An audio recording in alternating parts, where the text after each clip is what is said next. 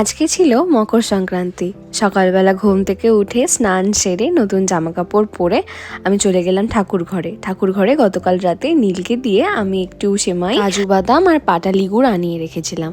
আজকে আমি একটু সেমাইয়ের পায়েস করব। আজকে যেহেতু অন্য খেতে নেই, তাই জন্য আমি চাল দিয়ে পায়েসটা রান্না করব। আমি না খুব তাড়াহুড়ো করে কোনো কাজ করতে পারি না।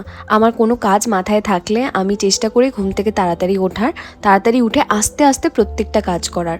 তাড়াহুড়ো করলে না আমি গন্ডগোল হয়ে যায় আমার, আর কোনো কাজ ঠিকভাবে আমি করে উঠতেই পারি না। অনেকে আছে একসাথে সব কিছু কি সুন্দর তাড়াতাড়ি করে সামলে নেয়, বাট ওই তাড়াতাড়ি নেসটা না আমি এখনো শিখেই উঠতে পারিনি। গতকাল যে গুড়টা এনেছিল আজকে সেই গুড় দিয়ে সিমাই করছি, আর আমার ঠান্ডা ঠান্ডা সিমাইয়ের পায়েস খেতে কি যে ভালো লাগে। যাই হোক, আজকে ঠাকুরকে এক বাটি আগে দিয়ে নিই, তারপরে সেটাই আমি প্রসাদ হিসাবে খাবো।